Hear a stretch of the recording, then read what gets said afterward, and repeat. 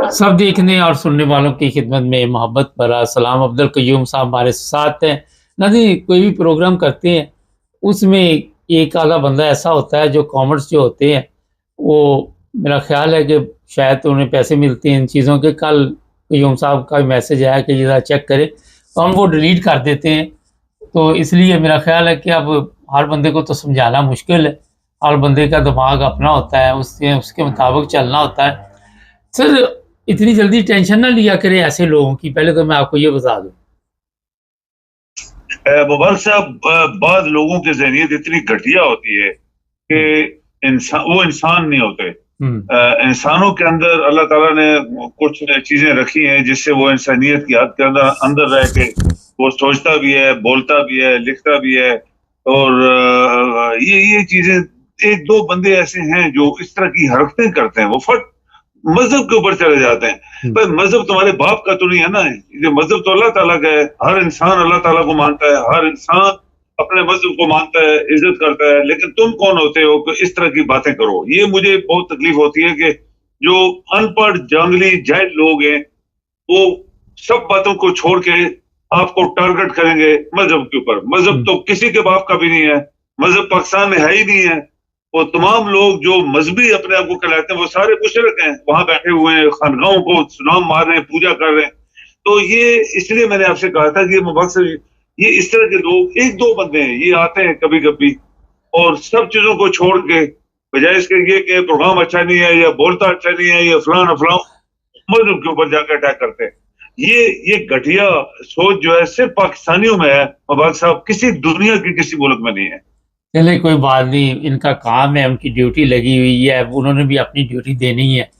तो क्या करें वो, अगर ये ड्यूटी ना दे तो उनके पास और तो काम भी कोई नहीं ना, कोई और तरबियत भी नहीं उनकी हुई, तो हम तो नहीं उन्हें ठीक करते। चले आते हैं सर टॉपिक की तरफ। सर, ये इस वक्त जो सबसे बड़ा इशू बना हुआ है कि नवाज शरीफ की तरफ से ये बताया जा रहा है, जो अंदर की खबर है, कि फील्ड मार्शल साहब को फारिग करना है। और अभी तक किसी को समझ में नहीं आ रहा कि ये 3 साल तक के लिए कि 5 साल के लिए, कितनी देर के लिए। वक्त साहब ये देखें, अभी इतने अरसे बाद इन लोगों को ये जो जाली पार्लियामेंट बनी थी इन्हीं की वजह से बनी, बाजवे ने बनवाई थी, ऊपर से ये आ गया, इसने भी उनको पीछे से पुश किया और अपनी, ये बहुत साहसी आदमी है मुबारक साहब। ये देखें, हमने दुनिया बड़ी देखी है, ये बहुत मतलब प्रस मौका प्रस साहसी इंसान था, क्योंकि इसका बैकग्राउंड नहीं था कोई। जो इज्जत वाले लोग आते हैं, आपने देखे होंगे, हमारे बहुत सारे चीफ ऑफ आर्मी स्टाफ आए, ठीक 3 साल के बाद इज्जत से चले गए और लोग उनको याद भी करते हैं। इसके बाद सिफारिशें शुरू हो गई मुल्क के अंदर, हर चीफ ऑफ आर्मी स्टाफ जब तक सिफारिश नहीं आई वो बना ही नहीं, और सब सिफारशी बने। और ये भी सिफारशी बना, बाजवा भी सिफारशी में था, रहील शरीफ की भी अखबारों में लिखा हुआ इसने कितनी सिफारिशें कराई थी, और मुशर्रफ भी ऐसे ही था। सब मुशर्रफ ने क्या क्या किया था। चौधरी निसार कहता है मेरे घर रोज टेलीफोन आते थे, मुझे चीफ ऑफ आर्मी स्टाफ बनाओ। तो ये सब चीजें हुई ना पाकिस्तान में। अभी ये बंदा जो है ये खतरनाक है पाकिस्तान की बका के लिए। आप देखें कि जरदारी सदर है, जैसे भी है, जैली है, सब कुछ है, फ्रॉडी है। जरदारी को हटाने के लिए इस बंदे ने बहुत साजिश की। एक उसने एक नकवी रखा हुआ है, नकली इंसान जो कि नालायक तरीन इंसान है, उसको चीफ मिनिस्टर बनाया, उसने जुल्म किए वहां पे, मिनिस्टर ऑफ इंटीरियर बनाया, उसने जुल्म किए। उसको लोग कहते हैं कि ये प्राइम मिनिस्टर बनाना चाहता है और सदर खुद बनना चाहता है। ये यहां तक अखबारों में आया है, ये मीडिया में आया है। नवाज शरीफ को अभी पता लगा कि ये तो बंदा बहुत खतरनाक था, हमने इसको चीफ ऑफ आर्मी स्टाफ बना दिया, ये तो फील्ड मार्शल भी जबरदस्ती बन गया, तो ये तो कल पाकिस्तान में 20-25 साल कभी भी जाने वाला नहीं है। तो उसने फिर, ये मीडिया की रिपोर्ट है कि उसने फिर जरदारी से बात की, तो मियां ये तो तुम्हारे लिए भी खतरा है, मुल्क के लिए खतरा है और हमारे लिए भी खतरा है, ये बंदा हटने वाला नहीं है। तो उन्होंने बोला इसको हटाओ।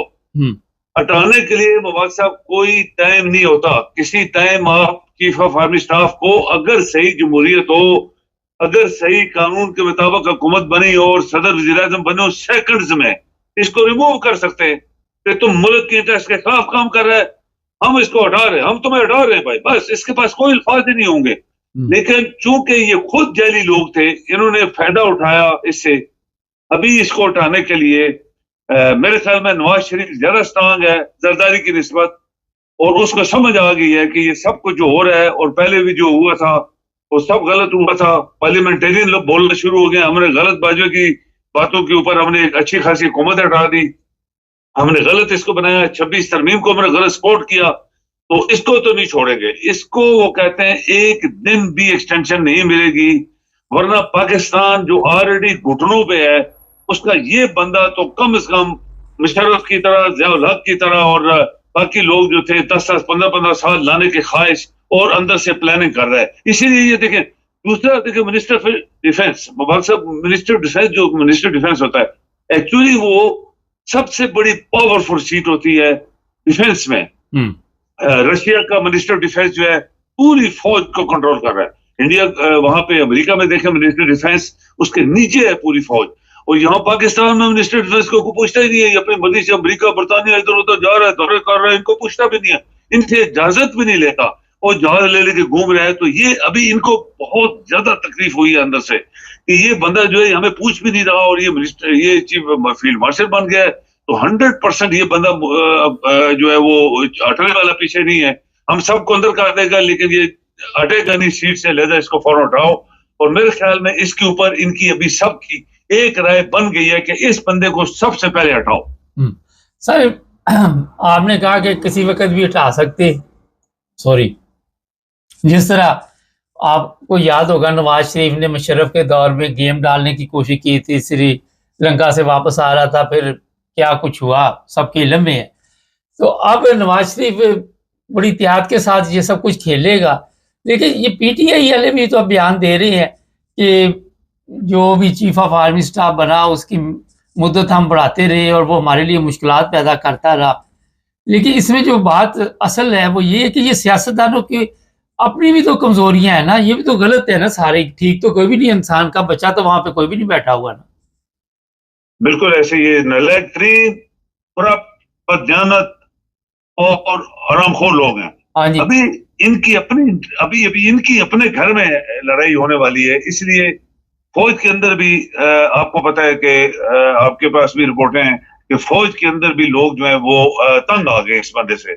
वो समझते हैं कि उनकी अपनी मुस्तकबिल जो है वो खतरे में है। ये देखें ना कितने लेफ्टिनेंट जनरल्स को इसने घर भिजवाया, फिर भिजवाएगा, ये उतरने वाला ही नहीं है। तो सारे घर पे जाएंगे, बड़े बड़े काबिल लोग हैं पाकिस्तान में, ये तो नहीं है कि ये बंदा, ये तो नालायक तरीन आदमी था। तो और इसकी बैकग्राउंड भी देख लें, तो ये बंदा जो है ये जो साजिशें कर रहा है अभी, और उसने एक नकली वहां पे एक मिनिस्टर ऑफ इंटीरियर रखा हुआ है ताकि ये लोगों को मार कुटाई करता रहे।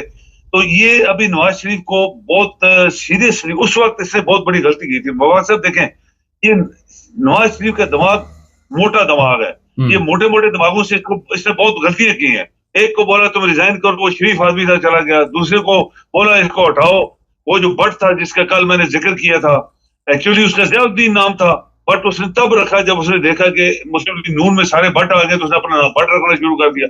और उसको उसकी सजा क्या मिली आपको पता ही है, उसको कितने साल मुशर्रफ ने जेल में रखा।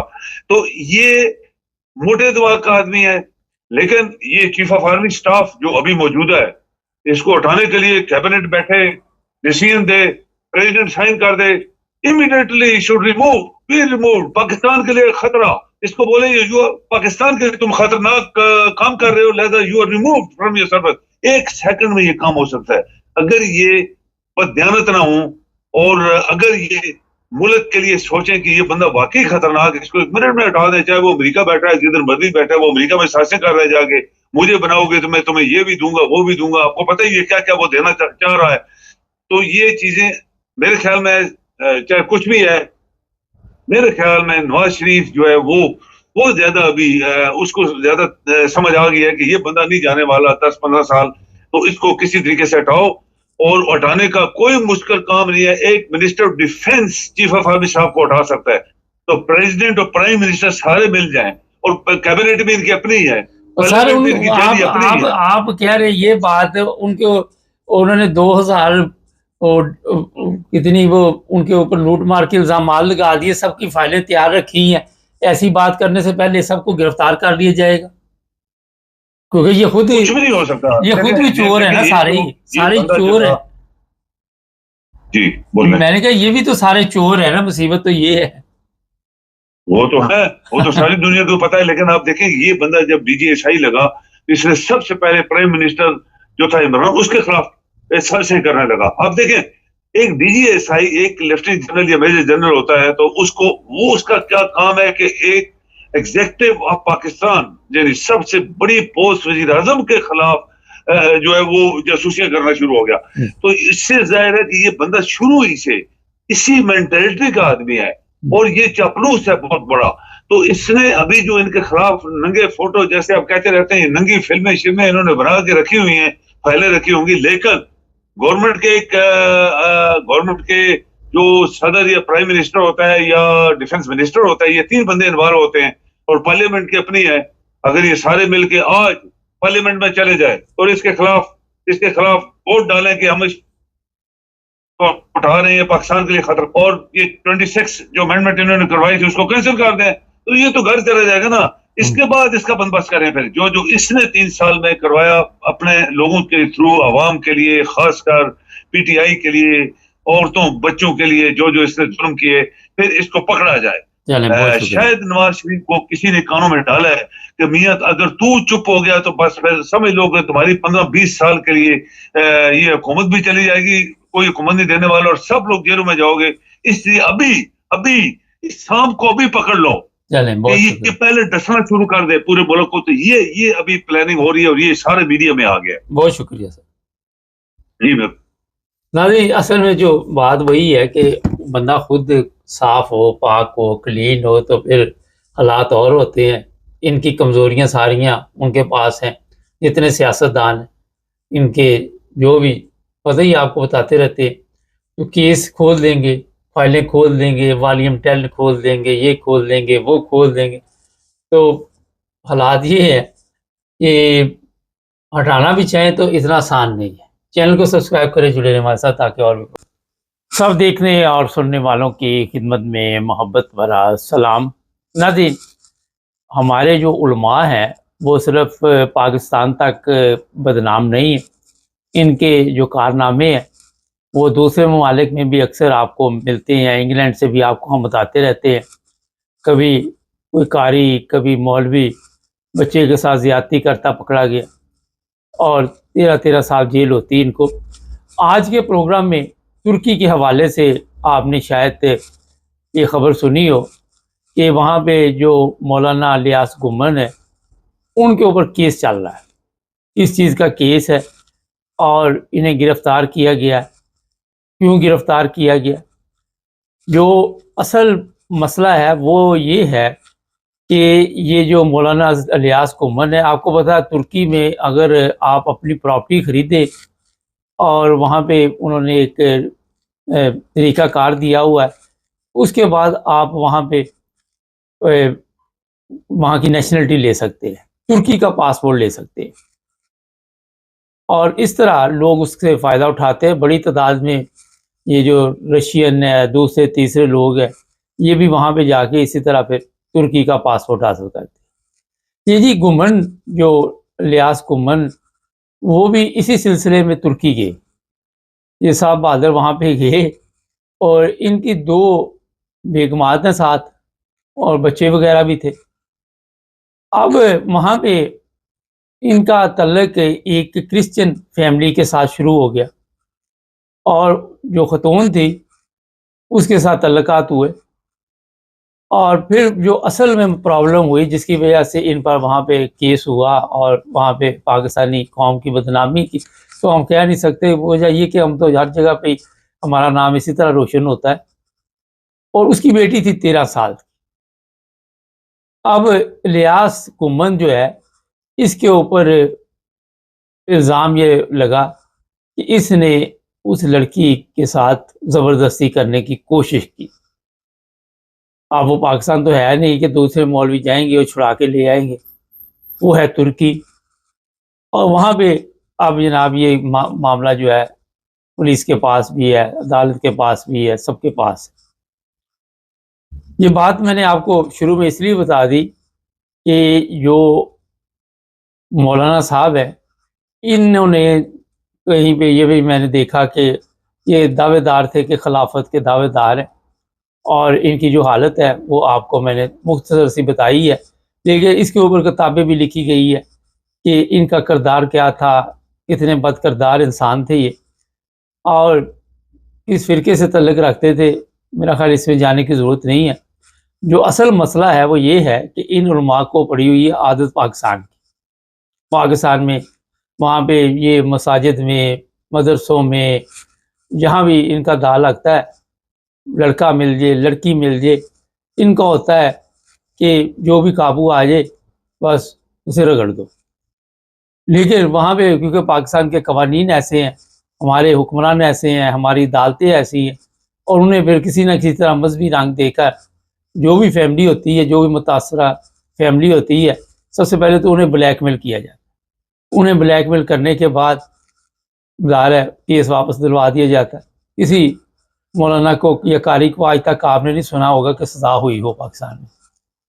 और अगर वो ना माने तो फिर इनके पीछे जो जत्था होता है, जिनकी आंखें बंद होती है, जो आंधे होते हैं, जो बेवकूफ़ कौम है, जो जाहल कौम है, उनको इस्तेमाल किया जाता है प्रेशर डालने के लिए, अंडर प्रेशर किया जाता है पुलिस को भी, जजों को भी, अदालतों को भी।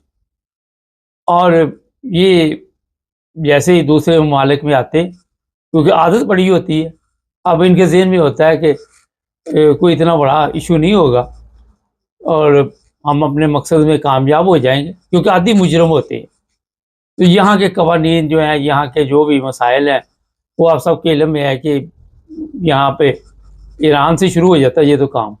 हमारा बॉर्डर क्रॉस आप करते हैं, ईरान, तुर्की, आगे जैसे जैसे आप आते जाते हैं, वहाँ पे इन उलमा की कोई वैल्यू नहीं है।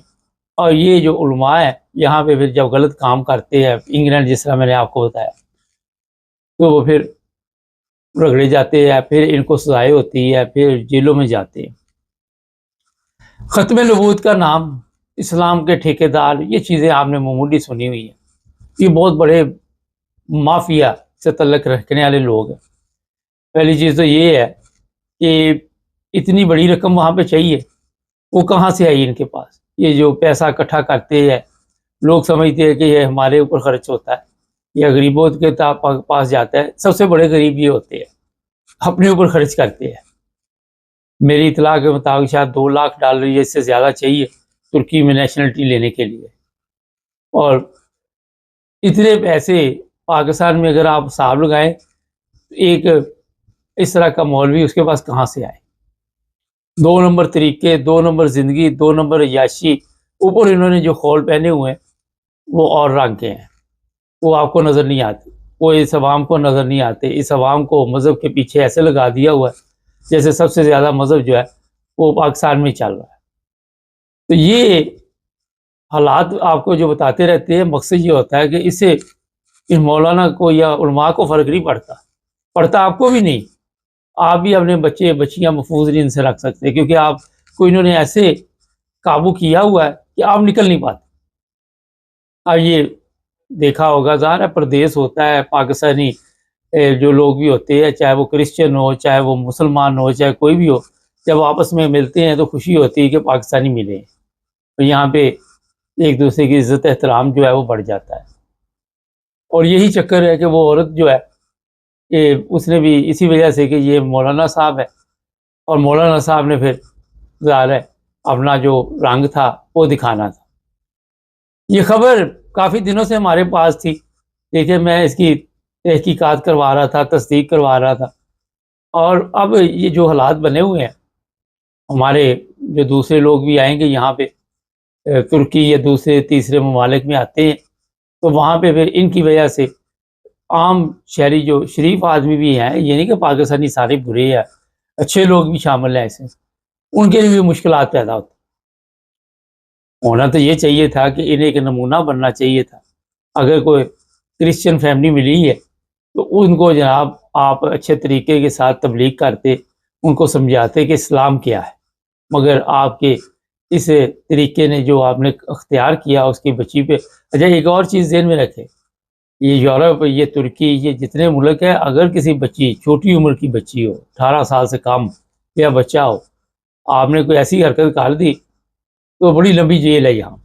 इतनी आसानी के साथ फिर बंदा बाहर नहीं आता। इनके बारे में जो मालूमात हमारे पास ही वो दी, लेकिन आप हमें कॉमर्स में लिखिए कि इनकी आप फैमिली कहाँ है, क्योंकि नेशनलिटी तो जब आप क्राइम में मुलव्वस हो जाते हैं तो वहाँ के हालात क्या होते हैं। और ये इस्तांबुल से जो लोग भी वहाँ पे पाकिस्तानी रहते हैं, उन्हें चाहिए कि हमारे साथ राब्ता कायम करें, ताकि इस तरह के जो दरिंदे हैं, जो इस तरह के जानवर हैं, जो इस तरह के भेड़िए हैं, उनका जो भयानक चेहरा है वो पूरी दुनिया में देखा जाए, ताकि लोग अपने अच्छा एक होता है ना कि उम्र के एक हिस्से में जाके किसी को शर्म या आ जाती है, कोई अकल मौत आ जाती है। अब ये उम्र के इस हिस्से और 2 बीवियाँ घर में, मगर आदत पड़ी हुई, बचपन से इन्हीं कामों में लगे रहे। पाकिस्तान ये पिकनिक चल रही थी और यहाँ पे कवानीन का राज है। तो ये मैं बता देता हूँ कि इस तरह के उलमा जो इस्लाम के लिए बदनामी का बायस बनते हैं, 1 2 3 4 भी हों तो बंदा कंट्रोल कर सकता है। इतनी बड़ी तादाद में ये है कि आप उसका तसव्वुर भी नहीं कर सकते। इतनी बड़ी तादाद में ये उलमा इस वक्त पाकिस्तान में और दूसरे ममालिक में आपको नज़र आएंगे कि आप कैसे उनको कंट्रोल कर सकते, क्योंकि गवर्नमेंट ने खुली छुट्टी दी हुई है, गवर्नमेंट अपनी मौज मस्ती में लगी हुई है। वो भी इसी कैटेगरी का हिस्सा है, वो भी ये बच्चियों को नहीं छोड़ते, वो औरतें उनके फार्म हाउस पे, उनके अड्डों पे, जहाँ जहाँ वो रहते हैं। हमारे जो ताकतवर लोग हैं उनकी भी यही याशी के अड्डे बने हुए हैं। और इन याशी के अड्डों के जो सबसे तकलीफ दह बात है कि जो असर रूप है वो बताते हैं कि हम इस्लाम के ठेकेदार हैं, और मगर अंदर इनके क्या चल रहा है वो मैंने रोजाना कोई ना कोई प्रोग्राम आपको बताता रहता हूँ, कभी इंग्लैंड का, कभी पाकिस्तान का। पिछले दिन जर्मनी का ही बताया था, चैरिटी के नाम पे वो जो गजा में लोग भूख से मार रहे हैं, उनके नाम पे पैसे लेके तो गाड़ियां जोड़ता रहा। वो भी एक मौलाना साहब था, पाकिस्तानी तो नहीं था, और बाद में उसे 3 साल जेल शायद हुई है वहाँ। ये इस्लाम के नाम पे सब कुछ जो कुछ भी चल रहा है बहुत ही खौफनाक है। इसी वजह से आज 1400 साल बाद भी देख रहे इस्लाम की क्या हालत बनी है। किसी से पिछले दिनों एक जाल से मैं बातचीत कर रहा था, तो वो कह रहा था जनाब ये देखिए इस्लामी तलीमात जो जापान ने अपना ली है, फलां मुल्क ने अपना ली है, ये और यूरोप ने अपना ली है। और मैंने उसको कहा कि जो हमारे लिए था, कुरान तो हमारे लिए था, तो हमने तो अपनाई नहीं। वो मैं उसको आधा घंटा बहस करता रहा, अभी वो उन्होंने अपना ली तो हम अब वो वाले बन जाएं। अकल नहीं है ना, शऊर नहीं, समझ नहीं कि अगर वो जो इन्होंने मानी है वो तो दैरी है, तो वो मिसालें दैरियों की दी जा रही थी। तो ये माशरे से इंसान सीखता है, कल्चर से सीखता है। हमारा क्योंकि माशरा बर्बाद हो चुका है, तबाही हर तरफ है। अदल इंसाफ का जनाजा, जब आपको पता है कि अदल ही नहीं होना, आपसे किसी ने सवाल ही नहीं करना, तो फिर आप क्या कर सकते। तो इस तरह के जाहल जो लोग हैं उनको भी अपनी सोच जो है वो तब्दील करनी चाहिए। ये अब लियाज गुमन साहब के बारे में जो भी इंफॉर्मेशन हो कमेंट्स में ज़रूर लिखे, चैनल को सब्सक्राइब करें, जुड़े रहे हमारे। सब देखने और सुनने वालों की खिदमत में मोहब्बत भरा सलाम। इरफान अहमद खान साहब हमारे साथ हैं। आज करेंगे बातचीत पाकिस्तान की ताज़ा सूरत हाल पे। खान साहब, आप क्या देख रही हैं जो हमारे फील्ड मार्शल साहब अमेरिका के दौरे पे हैं, क्या नताइज उसके आने वाले हैं? देखिए, नताइज के बारे में तो हम कुछ नहीं कह सकते। नताइज तो अमेरिकन दौरों के बहुत अरसे के बाद पता लगते हैं। अभी तक कयास सराइयां ही हम कह सकते हैं जी। और लोग जो कुछ पाकिस्तान के अंदर वो तो ये कह रहे हैं जी एक नए दौर का आगाज होने वाला है अमेरिका से ताल्लुकात का। जी। ये सब तो एक कयास सराई है, इसलिए कि भाई 1.5 महीने के अंदर ये उनका दूसरा दौरा है अमेरिका का। जी। और एक लंबे अरसे से पाकिस्तान और अमेरिका के दौरे के दरमियान एक सर्दमैरी थी।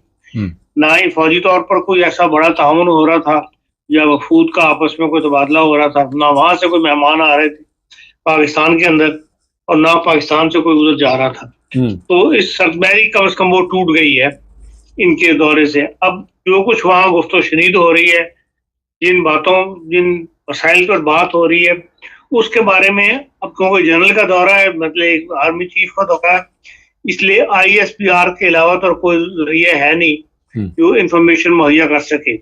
और उन्होंने अब तक जो बातें की हैं, दो प्रेस रिलीज उन्होंने जारी की हैं, वो दोनों गोलमोल अल्फाज के अंदर वो बातों को घुमाया है। असल को बात उन्होंने सामने नहीं आई। कहाँ कहाँ गए, वहां पे किनसे मिले, उनके नाम तो हैं, लेकिन गुफ्तो शरीक क्या हुई इस बारे में कोई उनका बयान जो है ISPR का वो वाज़ेह नहीं है। तो इसलिए बज़ाहिर तो हम कोई बड़ा दावा नहीं कर सकते, लेकिन जब वो गए हैं तो ज़ाहिर किसी मकसद के तहत ही गए होंगे। आप अमेरिका जो है वो अपनी बात मनवाने का वो मतलब अपने मफाद के खातिर ताउन किया करता है, किसी दूसरे के मफाद के साथ ताउन नहीं करता, बल्कि अपना मफाद देखता है हर मामले के अंदर। और उन मामलात में जहां तक अमेरिका का ताल्लुक है, उसको एक बड़ी शिकस्त वहां से अफगानिस्तान से हो चुकी है। और उन्होंने जो दावा किया था ट्रम्प साहब ने कि हम अपना असला जो है जो वहां छोड़ के आए थे वो हम वापस ले आएंगे, वापस लेने में कामयाब होंगे या हम वापस लेकर आएंगे, उसकी भी कोई प्रोग्रेस बज़ाहिर सामने नजर नहीं आ रही। इस सूरत हाल के अंदर जो पाकिस्तान का जो वो हिस्सा है जो अफगानिस्तान से या बलूचिस्तान से लगता हुआ है, वहां पर अनरेस्ट मुसलसल बढ़ रहा है। हम आप देख रहे हैं कि एक लंबे अरसे से बाजोड़ का जो इलाका है, जो शुमाली वजीरिस्तान है, जनूबी वजीरिस्तान है, इस सारे इलाके में वो कर्फ्यू की कैफियत है और मुसलसल वहां पे कर्फ्यू चल रहा है। और वहां पर जो तालिबान कह लें या जंगजू कह लें, उनसे जो मुज़ाकरात हो रहे हैं वो किसी नतीजे पर नहीं पहुंच रहे।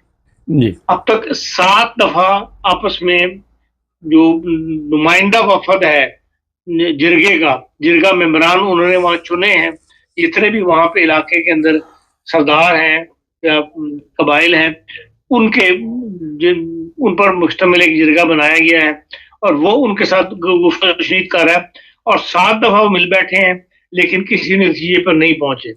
और बल्कि 2 दिन पहले तो ये इंटरनेशनल प्रेस ने ये खबर दी थी कि उन्होंने मजीद बैठने से इनकार कर दिया और वो जो फायरबंदी चल रही थी उनके दरमियान वो उन्होंने खत्म कर दिया।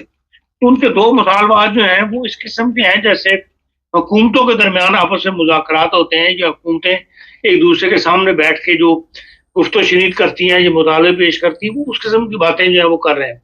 मसलन वो ये कहते हैं कि भाई जो पाकिस्तान की फौज के कन्वाय वहां पर है, जो फौज का हिस्सा वहां मौजूद है, वो कन्वाय की सूरत में वहां पर सफर नहीं करेगा। मतलब सिंगल ट्रक जो है वो जाएगा, कन्वाय की सूरत में वो नहीं जाएंगे। इसी तरह जो चेक पोस्ट वहां कायम है, वहां पर जाहिर है फूड पहुंचाना होता है, पानी पहुंचाना होता है, या जरूरियात जिंदगी को जो वहां पहुंचाई जाती हैं उनको उसको पहुंचाने से पहले इनसे इजाजत ली जाएगी, इनको इन्फॉर्म किया जाएगा कि हाँ हम इतने बजे इतने में इन पर फलानी चौकी के ऊपर जो है सब सामान लेकर जाएंगे। अब ये तो हुकूमत को दबाने वाली बात है, इतनी बड़ी बात, मतलब जैसे कहाँ हुकूमत और कहाँ जंगजू, और जंगजू जो है गोया कि हुकूमत उनकी है और फौज जो है वो उनके मातहत है कि वो उनसे इजाजत लेके तो अपनी इसको बजाय है। फौज ने कभी इन बातों को नहीं मानना था। तो अब वो ये कहते हैं कि हमारे पास इस वक्त जो महमूद का इलाका है वहां पर 1700 जंगजू जो है मौजूद है, इनमें से 400 जो है वो अफगानिस्तान के हैं और बाकी वो कहते हैं सारे तहरीक तालिबान पाकिस्तान के लोग हैं। और वहां पर जो लोग, क्योंकि वहां पे एक लंबे अरसे से ये फायरबंदी जब से शुरू हुई थी तो जिरगा पे वहां बैठ रहा है, वहां एक खौफ के हालात हैं और उस 3 लाख की आबादी में से वो कहते हैं कि 800 खानदान जो है वो घर बार छोड़ चुके हैं और जो घर खाली होता है वो जंगजुओं के कब्जे में चला जाता है, वहां जंगजुओं की टीम आके बैठ जाती है। तो इस किस्म के हालात के अंदर जो है जो सवात वाला वाकयात हो आप अगर ज़हन में रखें तो बिल्कुल सवात वाली कैफियत जो है वो अब इस इलाके में पैदा हो रही है, महमूद के इलाके में के अंदर, बाजोड़ के इलाके के अंदर। और सवात का ऑपरेशन आपको पता है बिल्कुल लास्ट स्टेज पे जाके करना पड़ा था। हमें ये समझ नहीं आती कि हुकूमत क्यों इस मामले में इतनी ढील दे रही है और वही हालात जो सवात में पैदा हो गए थे अगर यहाँ पैदा हो गए और तब जाके इन्होंने एक्शन लिया तो फिर जिस तरह पहले बहुत बड़ा जाली नुकसान उठाया फौज ने भी, फौज के लोग माजूर हुए, अब फिर ये स्टेज पे जाके एक्शन लिया गया तो वही कैफियत जो है वो पैदा हो जाएगी। पिछले साल सितंबर के अंदर जो यूनाइटेड नेशन का इजलास हुआ था उसमें वहां पाकिस्तान के जो नुमाइंदे मुनीर अकरम साहब, उन्होंने अपनी तकरीर में ये बात कही थी कि अफगानिस्तान में 20 से ज्यादा दहशतगर्द तंजीमें मौजूद हैं जो पाकिस्तान में मुदाखलत करती हैं। और उनका था कि तहरीक तालिबान पाकिस्तान के 6000 जंगजू जो हैं उन्होंने अफगानिस्तान में पनाह ली हुई है। अब सितंबर फिर आ गया है। एक साल के दौरान इस मामले के अंदर जो हुकूमत के नोटिस में था, जिसके लिए दुनिया को सुना रही थी हुकूमत पाकिस्तान, इनके हल के लिए क्या कोशिशें हुई या उन कोशिशों को कितना फल लगा। बज़ाहिर तो आप देख लें कि इस एक साल के अंदर जंगजू जो है और ज्यादा मजबूत हुए हैं और हुकूमत के साथ ऐसे मुतालबात कर रहे हैं जो हुकूमत के नामुमकिन है कि वो उनको कबूल कर सके। कि मतलब जंगजुओं की पाकिस्तानी फौज जो है जो हथियारों से लेस है, हर किस्म के बॉर्डर हथियारों से, वो पूछ के जो है वो जंगजुओं से अपनी कार्रवाइयां करे या अपने रोजमर्रा के मामला को तय करे, ये नामुमकिन वाली बात है। तो बहरहाल अब हो सकता है, इम्कान है कि जनरल साहब, फील्ड मार्शल साहब के दौरा अमेरिका के दौरान वो इस किस्म की कोई मदद लेने के लिए गए हों कि भाई, क्योंकि अमेरिका भी चाहता है, ज्यादा सतह तक वो तालिबान को बर्दाश्त नहीं कर सकता। लेकिन जो अरसा पीछे गुजरा है उसमें अमेरिका को भी शिकस्त हुई और इत्तेहादी अफवाज को भी शिकस्त हुई। मुमकिन है कोई नया रास्ता तलाश करने के लिए जनरल साहब जो है, फील्ड मार्शल साहब, वो इस दौरा अमेरिका के अंदर कोशिशें कर रहे हों। अब इसमें क्या कामयाबी होती है, जो भी कामयाबी हासिल हुई उसमें बहरहाल अमेरिका का मफाद, अपना मफाद अमेरिका पहले देखेगा और फिर पाकिस्तान का है। लेकिन पाकिस्तान को इस वक्त इस खिते के अंदर जो है मुल्क की सलामती जो है वो मुल्क की बका जो है वो खतरे से दो चार है। तो मुमकिन है कोई ना कोई रास्ता जो है पैदा करने के लिए जनरल साहब कोशिश कर रहे हो। हाँ सर, नॉर्मल तो होना चाहिए था, वजीर आजम को दौरा करना चाहिए था किसी सिविल बंदे को। तो ये आर्मी के दौरे का क्या मकसद? इसका मतलब सिविल गवर्नमेंट वहां पे बराए नाम ही चल रही पाकिस्तान। देखिए उस इलाके के अंदर सिविल गवर्नमेंट बराए नाम क्या, वहां उसका वजूद नहीं है। वहाँ हर काम जो है वो उन्होंने मिलिट्री के हवाले किया हुआ है। जो भी काम किया जाता है वो मिलिट्री की इजाजत से किया जाता है। ये बकायदा पाकिस्तान की काउंसिल ने जो है, आपकी पार्लियामेंट जो है, उन्होंने इख्तियार दिया था फौज को कि भाई उनके हवाले कर दिया जाए वो इलाका जो है। इसलिए वहाँ जो भी एक्शन होना है वो एक लड़ाई की सूरत में होना है, क्योंकि हथियार के बगैर तो आपको पता है तालिबान रहते नहीं। तो फिर जाहिर है कि वहां पे जब हल फौज नहीं कर रहे हैं तो फिर फौजी उस मामले में जहां भी गुफ्तगू चुनी तो होगी, चाहे वो अमेरिका में हो कहीं हो, वो फ्रंट लाइन पे फौज के लोग होंगे। हाँ, तो एक बड़ा अहम सवाल है, आने वाले दिनों में फील्ड मार्शल साहब की मुद्दत खत्म हो रही है, आप देख रहे हैं कि फिर कोई 3-4 साल के लिए इनकी म्याद बढ़ा दी जाएगी? देखें, अब सियासतदान कह तो रहे हैं कि हमने सबसे बड़ी गलती ये की थी कि जनरल साहब को, वो जो बाजवा साहब को एक्सटेंशन दी थी। आज भी तहरीक इंसाफ का भी बयान है, हम ये काम दोबारा नहीं करेंगे। लेकिन ये सब हालात पे डिपेंड करता है, उस वक्त क्या हालात होंगे जब इनका पीरियड खत्म होगा। 5 साल का पीरियड था, मैं नहीं समझता कि इनका पीरियड 5 साल गुजर गए, भी शायद 2 साल पड़े हुए हैं। 3 साल का पुराने सिस्टम के तहत 3 साल के लिए थे ये। अब नई तरमीम के बाद तो ये 5 साल है इनका टर्नओवर, और 5 साल तो अभी नहीं हुए। और जब वक्त आएगा उस वक्त के हालात के मुताबिक ही कोई फैसला होगा। और ये जनरल साहब के खुद जाना या ना जाना ये इनके इख्तियार में तो नहीं है, लेकिन माजी में देखें तो जनरल्स ने अपना प्रेशर डालकर फौज का तो अपनी एक्सटेंशनें ली हैं। मुमकिन है ये भी इसी लाइन पर चलते रहे। हाँ साहब, आप देख रहे हैं कि पाकिस्तान में कोई सियासी तब्दीली आने वाले दिनों में? मोहसिन नकवी के मतलब बताया जा रहा है वज़ीर आज़म बनाने का प्रोग्राम बन रहा है। देखें, अगर ये एक किस्म का जिसे कहते हैं ना ड्रावा, वज़ीर आज़म से कोई बात मनवानी हो तो इस किस्म के प्रेशराइज जो है वो साइडों से डाली जाती हैं, ऐसी अफवाहें उड़ाई जाती हैं। सरदस्त अभी कोई ऐसी बज़ाहिर मुझे नजर नहीं आती जिसके अंदर हुकूमत की तब्दीली की बात मुमकिन हो। बहुत शुक्रिया खान साहब। ये थे जनाब इरफान अहमद खान साहब। आज और भी प्रोग्राम होंगे, चैनल को सब्सक्राइब कर दे। जुड़े सब देखने और सुनने वालों की खिदमत में मोहब्बत भरा सलाम। नाज़रीन, जब रिश्ते नहीं चलते और फिर जब मियाँ बीवी एक दूसरे के ऊपर शक करना शुरू कर देते हैं, अंजाम क्या होता है? बड़ा ही खौफनाक एक आज का वाक़या है, और ये है जनाब ऑस्ट्रेलिया से।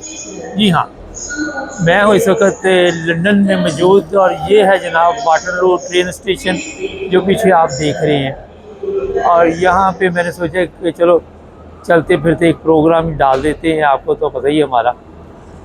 अच्छा हुआ ये जनाब मियाँ बीवी थे और 6 बच्चे इनके, 6 बच्चे मियाँ बीवी। लेकिन अंजाम ऐसा खौफनाक कि आज बच्चे जो हैं वो लवारिस हैं, बच्चों का कोई वारिस नहीं है। वजह सुन ले क्या हुआ।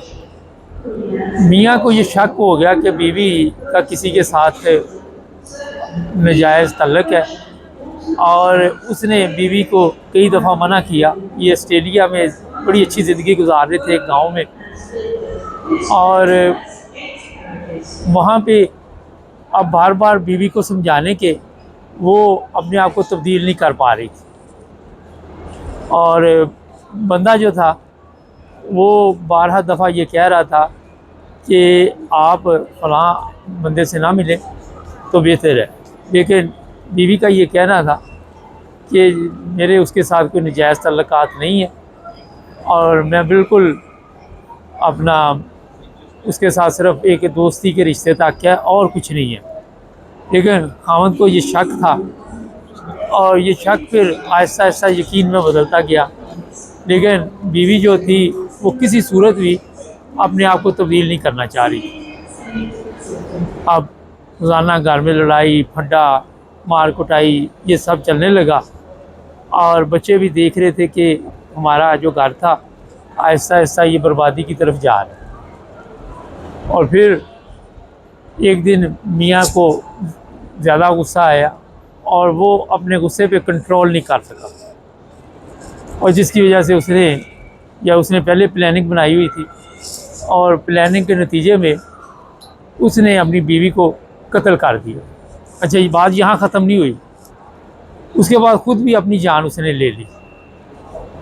और ये खौफनाक वाक़या जिस गांव में पेश आया ऑस्ट्रेलिया के, वहाँ के लोगों को कहना था कि बड़ी हंसी खुशी इनकी ज़िंदगी चल रही थी जो इनके मसाए थे। अचानक ऐसा तूफ़ान आया कि घर के हालात ख़राब हो गए, और मियाँ ने बीवी को कत्ल करने के बाद खुद को भी अपने आप को ही मार ली। पुलिस ने बड़ा तहकीकात शुरू की। अब क्या तहकीकात करनी जब दोनों ही मर गए। 6 बच्चे पीछे ये छोड़ गए, 6 बच्चे जो लवारिस हो गए। बच्चे पैदा भी किए, और बड़ी खुशी खुशी इन लोगों ने ज़ाहिर एक ज़िंदगी का प्रोग्राम बनाया होगा, लेकिन सिस्टम सारा जो है वो दरम भरम हो गया। अब बच्चे जो है ज़ाहिर है वहाँ पे मुख्तलिफ लोग होते हैं, वो पालेंगे, और माँ बाप जो हैं वो इस दुनिया से चले गए। जो बात इसमें बताने वाली है कि जब आपने रिश्ते चलाने हो तो एक दूसरे के रिश्ते का एहतराम करना ज़रूरी है। अगर मियाँ ने यह कह दिया था कि आप फ़लाँ बंदे से ना मिलो, तो औरत का काम था कि उसी वक्त रुक जाती और कहती ठीक है, आप जो कह रहे हैं वो दुरुस्त है, बजाय इसके कि सफाइयाँ पेश करनी, बजाय इसके कि आपने ये बताना कि हम लोग जो हैं वो दोस्त हैं, इससे ज़्यादा कुछ नहीं हमारा रिश्ता। तो अगर तो ये काम हो जाता तो बिल्कुल मेरा ख़्याल है कि घर बच सकता था। लेकिन क्योंकि बीवी जो है अक्सर यहाँ होता ये है कि हठ दर्मी बड़ी होती है। हठ दर्मी ये होती है कि ज़िद पे आ जाती है और खामद की नाफरमानी शुरू कर देती हैं, और उसके नतीजे में फिर ऐसे हालात पैदा हो जाते हैं जो अभी मैंने आपको केस सुनाया। तो अब जो बात है बताने वाली कि ये सिर्फ वहाँ पे नहीं है, पूरी दुनिया में ऐसे हालात। मैं यूरोप में आप नाम लिए बगैर बता देता हूँ कि ऐसे ऐसे हालात ख़राब हुए हैं कि यहाँ पाकिस्तानी ख़वातीन, जी हाँ, क्योंकि हमारा तल्लुक़ मीडिया से कोई ना कोई रिपोर्ट आती रहती है हमारे पास, मुख्तलिफ़ तरीक़ों के साथ, मुख्तलिफ़ बहानों के साथ दूसरे ममालिक में चली जाती मिलने के लिए।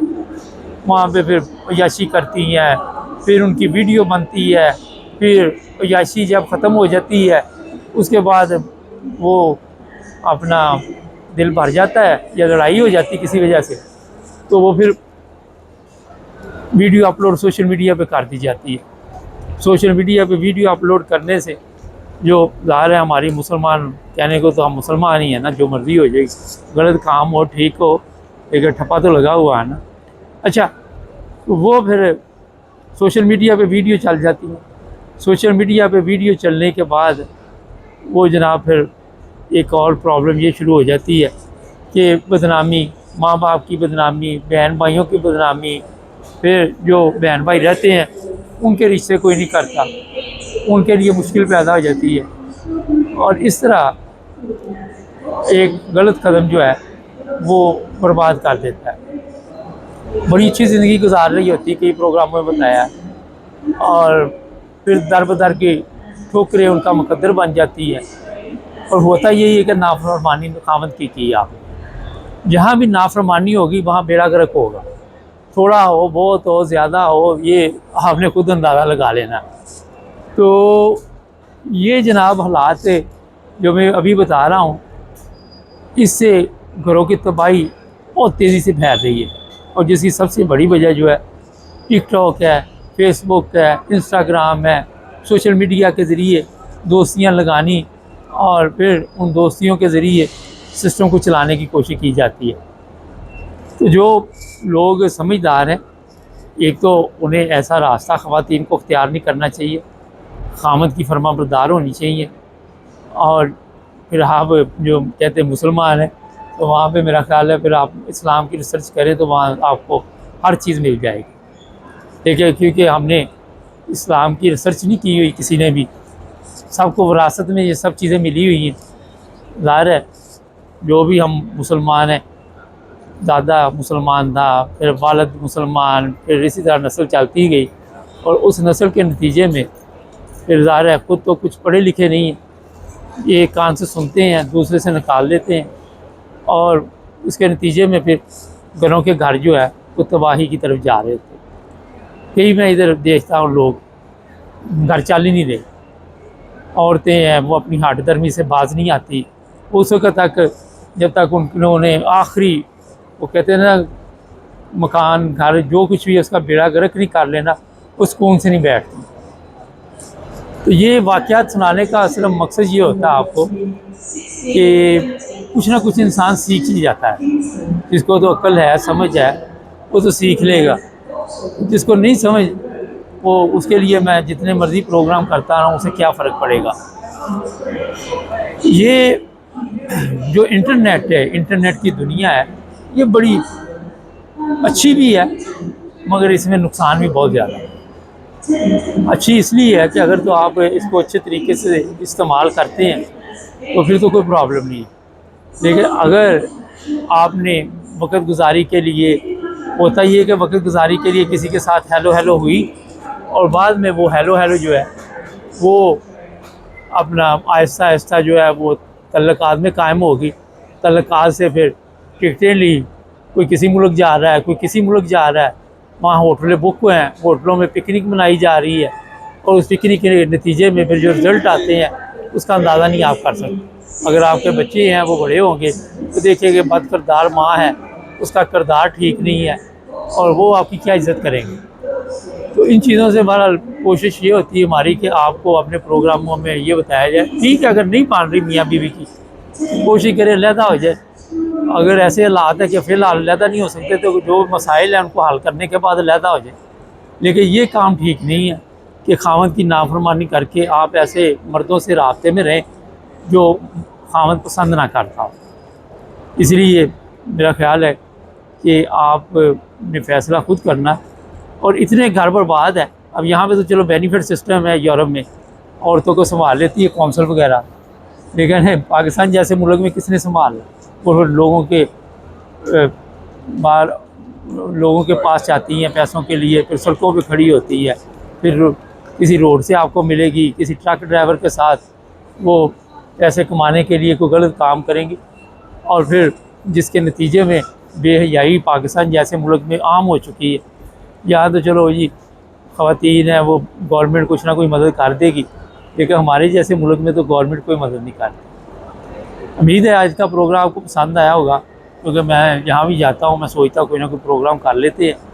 और चैनल को भी सब्सक्राइब कर ले, जुड़े रहे हमारे साथ ताकि और भी प्रोग्राम